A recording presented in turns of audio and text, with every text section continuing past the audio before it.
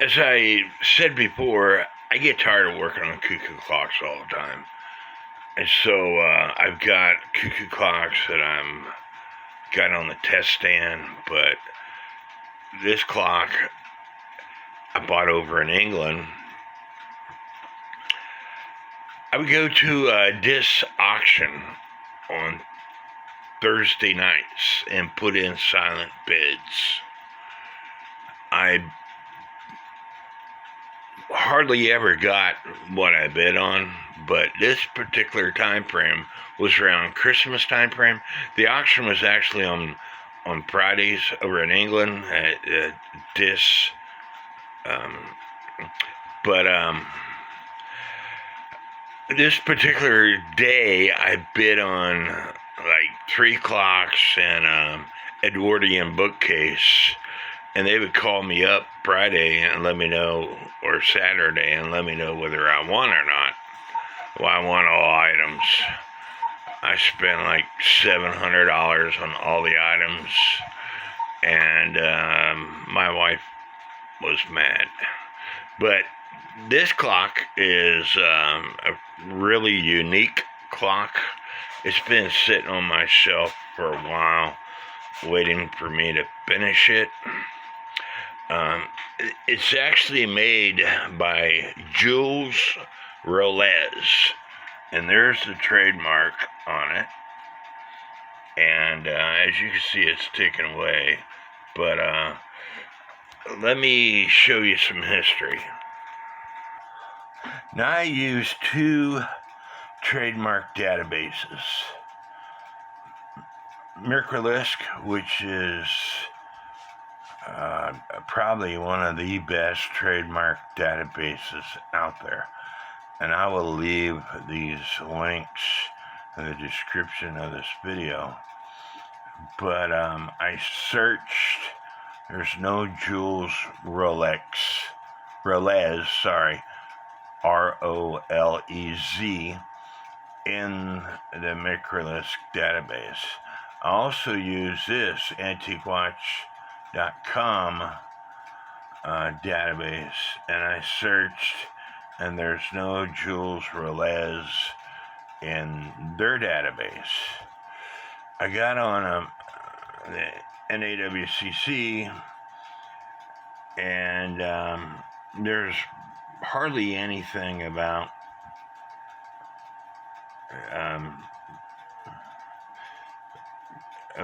Rolez in my search.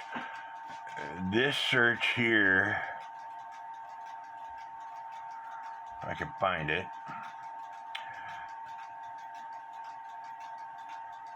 Jules Rolez Paris became known through the production of chimney clocks and was active around 1900.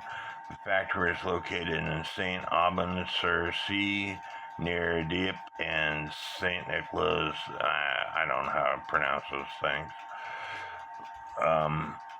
However, the movements to Paris French pendulum works were marked with a stamp, Jules Rolez Limited Paris. According to information, he also had relations to England and Manchester, and presumably a sales outlet in Lancaster. So again, there's a bunch. If you type in Jules Rolez, you'll find a bunch of clocks, and people will say they're made in 1850 or whatever, and I disagree. This clock was made around 1900.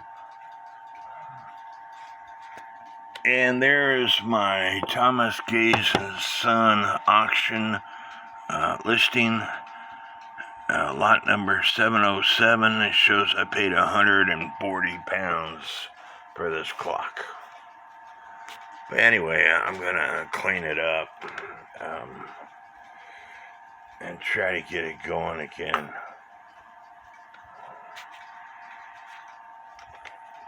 The movement works just fine.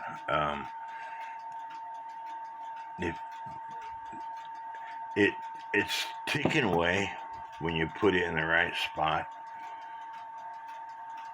Okay, I'm gonna oil it, and the strike is working just fine.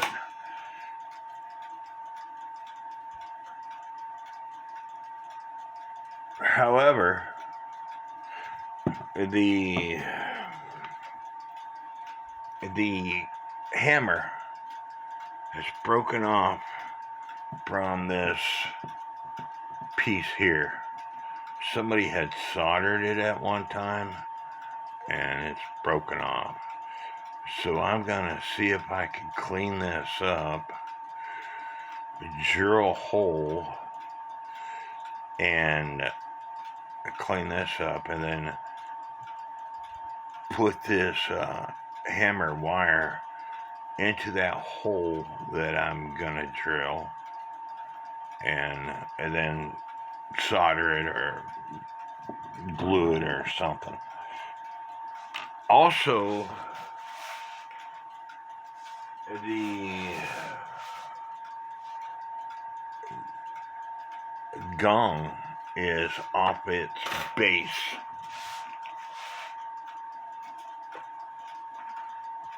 So I have to fix that.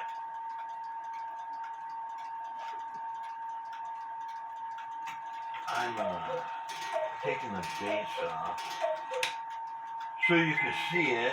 I'm going to have to take it off anyway to fix it. Base, post, whatever you want to call it. This part right here. There should be a flat piece of metal that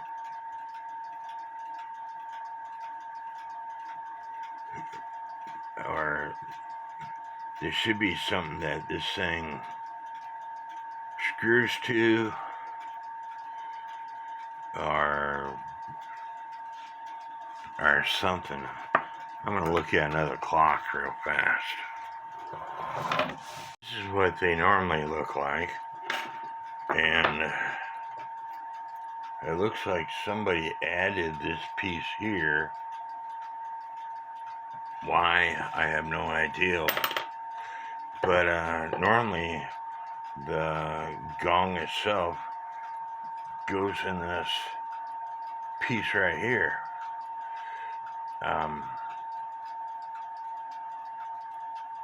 So it's been too dang long since I worked on this clock that I don't remember much about it. But anyway, I'm gonna try to get it going.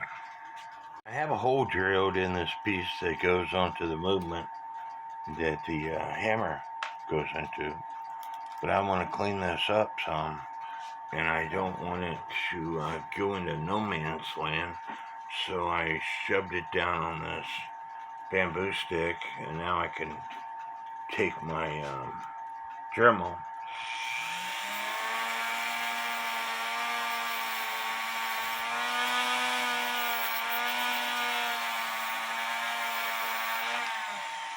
and clean it up without it going into no man's land.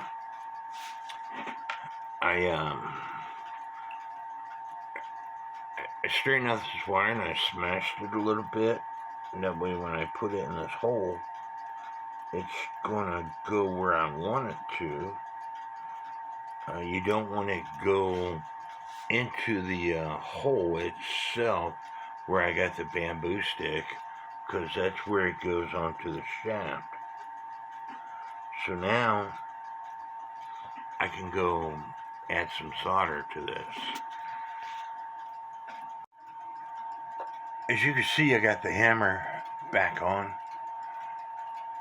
There's a tapered section here, and normally that tapered section has a hole in it, but in this case it doesn't.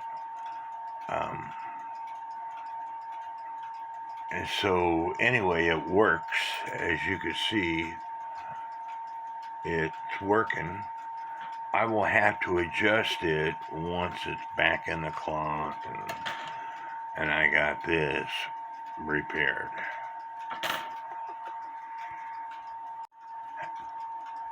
and only press fit this on. You know, I'm going to have people complain, you should have filed this thing out so the hole is square. Well, it wasn't square to start with. Again, I got this thing over in England. I don't remember whether it worked or not when I got it. So, anyway,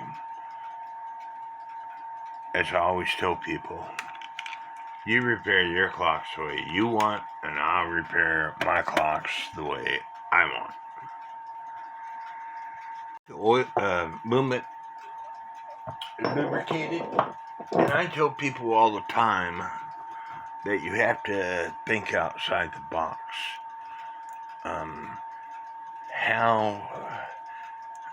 I want to be able to put this thing in beat before it goes into the case. And I've got other videos out there with French clocks. The way they go into the case, you can loosen up the movement and turn it a little bit one way or the other to get it in beat. As you can see, there it's in beat. But I want to be able to adjust it before I put it into the case. And I don't have a French movement holder. So thinking outside the box, what I did was took my saw and made a groove here, a groove here, and a groove here, and then I nailed these popsicle sticks to the board. The purpose behind this groove here is because of this post. So when I put it in,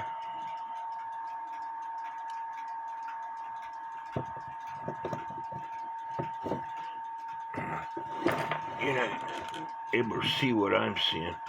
When I put it in, it fits just perfect. Now, I'm going by this is going to be straight up and down. And with the pendulum on, my beat amplifier on, it sounds pretty good. But I'm going to let it run here for a bit and see if it stays running. And for the gong itself, instead of doing too much work to it, all I did was loosen these screws and put the washer that they got this gong added to underneath the bracket. Sounds perfect. Some of these coils were touching each other, so I had to separate them.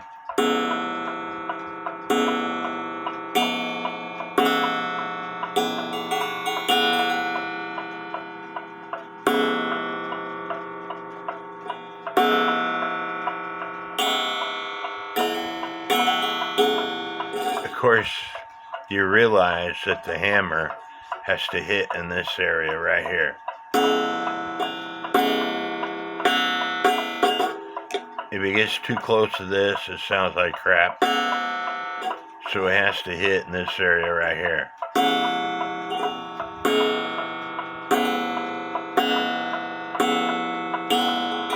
If it gets over here, there's too much vibration.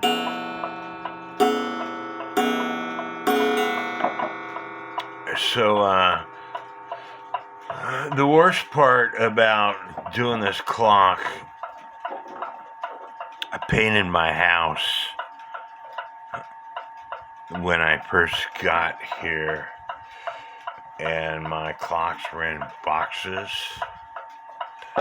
and some of the boxes weren't closed, so I got paint all over the case. So I'm going to have to clean all that up, and that's going to be fun. still hear it ticking away. This is the auction house. It was in this auction, Royal Road, Dis, Norfolk. It was Friday the 12th, 1999. I told you I went to silent auctions on Thursdays because I was working on Fridays. And I just so happened to have the book. And here's the clock. Lot 707, antique Gothic style mantle clock. Guide price 140 pounds to 200 pounds. And it says the same thing right here. An oak Gothic style mantle clock. And like I said, I paid 140 pounds for it. Now, at the time, in 1999, 2000 time frame, it cost around $1.78 to purchase 1 pound. So 140 pounds, you're looking at about $249. So, one of my most expensive clocks ever, but I love it. I have been searching for this style clock forever. I have not seen another clock like this. You'll find some similar. The Germans made some similar, but they don't have this section up here on it. And so, again, it's an antique French clock. And there's the, I don't know if the place still exists or not. You know, I left in 2000. But there's, and I used to go there all the time. I didn't live that far from that area. I was living in Dis at the time, I believe. I'm not for sure. There was a Air Force base out there, and I was living. Sorry, I take that back. There was base housing in that area. I was stationed at RAF Lakenheath, but I lived in this area. So I would go to the auction Thursday nights and place some bids, and sometimes I got lucky and sometimes I didn't. If you watch my video where I was cleaning up my grandfather clock, I ran out of Howard beading wax. So on this clock, I'm using New Life Furniture mask. And I took most of the paint spray off. There's like 1,000, 2,000 pieces. I got most of it off. The way I did it is I took a wet rag, wiped down the area, and then I took my thumbnail or fingernail and took the paint off. However, the rag, unless you kept on changing rags or soaking your rag in water to get all the paint chips off the rag, it would transfer somewhere else on the clock. And so it's a real pain in the butt. I used a paint sprayer to texture my walls, and that's how this thing got all the paint all over it. But it is what it is. Anyway, I got a coat of New Life Furniture mask on, and I'm going to wait for that to dry, then wipe it off. Movement's still ticking away, so we're getting there. I used some Aleene's glue, and I put this Gaze and Son sticker, this lot sticker. I don't know I like keeping the history with a clock myself. This stuff I couldn't get off. I think it was a piece of duct tape or something. But the way this movement goes in, there are 3 posts that have holes at the top. You put the movement in, and then you put tapered pins in those holes. And so that's what I'm fixing to do. And I'll get right back to you. The movement is still ticking away. And so, and this thing right here has got to do with the speed adjustment. I've talked about this before. You take the small end of the key to turn this, which rotates this, which brings this lever up or bring it down. And it only has about a half to 3/4 of an inch play. So you really want to do most of your speed adjustment with the pendulum bob, raising it up to speed it up, and lower it to slower it. And then final touches is what you would do with this, with the key. But anyway, this key section goes in first into the appropriate hole, and then the movement fits down on those posts, and now I have to put some tapered pins in the movement, and I will get back to you.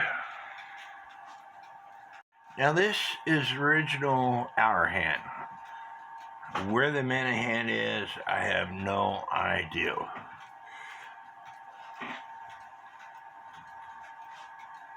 So,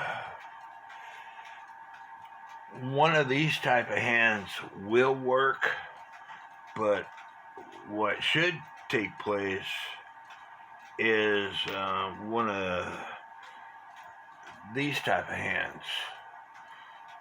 That way it slides inside the hour arbor. But this is the only hand that I have. The hour hand would go on first, and then this would slide inside the hole. But it's got a square shaft that fits on that square shaft. But this is the only set of hands I have, and it's too small. The only set of hands I have like that, and it's too small. I take that back. This hand here was in the clock, but it's the wrong hand. Now I'm going to explain this. When you put this hand on, it doesn't catch the hour pipe. The shaft is too short. You see the difference? It needs to be a hand like this. So, in the meantime, I'm putting this hand on for the hour shaft, and I'm putting this hand on for the minute hand. I made the hole bigger so it fit that square. And as I rotate the hands, the hour hand rotates. The hand's a little bit off as far as where it strikes, but I'm not going to worry about that. My hammer fell, so I'm going to have to put this on better. As you can see, it's ticking away. It's a little bit off, but I'm not going to mess with the movement. That's what they made shims for. And it depends on where I set it. whether or not it needs shims or not. This desk is not level, and I got this this ruler underneath to make it level, but it's still a little bit off.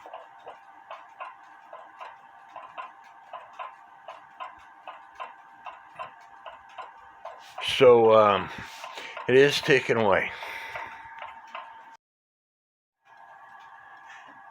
Now, because I don't have the right set of hands for it, like I said, it needs the longer shaft for the hour hand, and then it needs the long shaft for the minute hand with the right size square. And I only have one set of those hands, and it's the wrong size. But because I only order from Time Savers just a couple times a year, and I just got through ordering parts, maybe I will order some hands for this clock.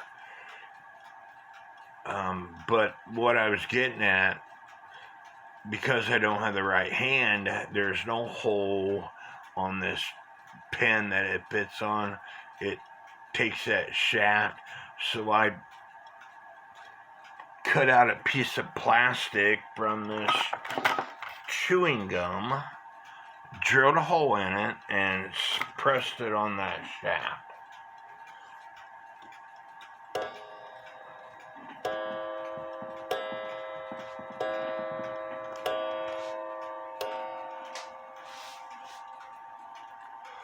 And this clock is done.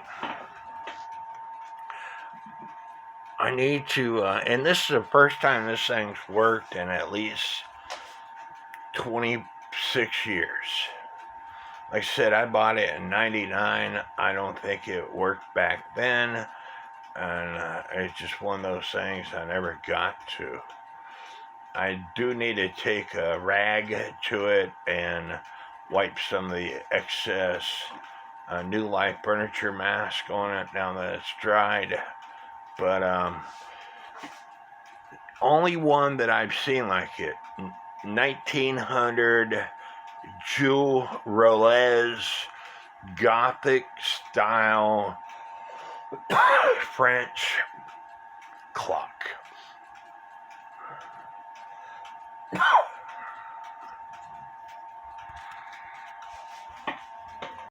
It's back in its place where I've had it for the past several years.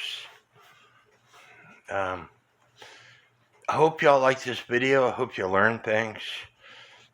Please hit the like, hit the subscribe, leave me some comments, and please subscribe to all the channels that I mentioned in this video. It's free to subscribe. All you have to do is have a YouTube account.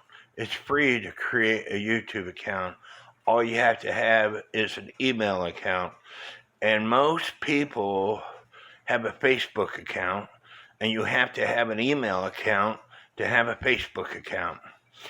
Even if you do not collect the type of clocks that they're working on, please subscribe to their channel to support them. Doesn't cost you a penny. Again, I hope y'all like this video. Let me know what you think. And by the way, this thing is 24.5 inches tall, 12 inches wide, and I want to say 9 inches deep, or 12.5 inches wide, something like that. I measured it for a friend earlier, and that's what I recall. So, may God bless each and every one of you. Told you I bought 3 or 4 items at this auction. Item number 407. And I'll show you this item here in a second. Edwardian display cabinet bookcase. Estimated price 75 to 95 pounds. And again, 95 pounds, about $170 back then. Item number 527. a late Victorian gilded brass mantel clock, estimated 110 to 150 pounds. That's that gilded clock that I gave to my ex-wife here a few months ago. I've got a YouTube video on it.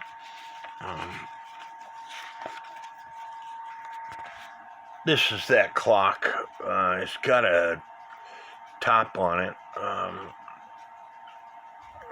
Let's see if this video shows that top. And it shows it a little bit right there. But anyway, you look for an antique French Marty gilded French clock on my channel, and you will find that video.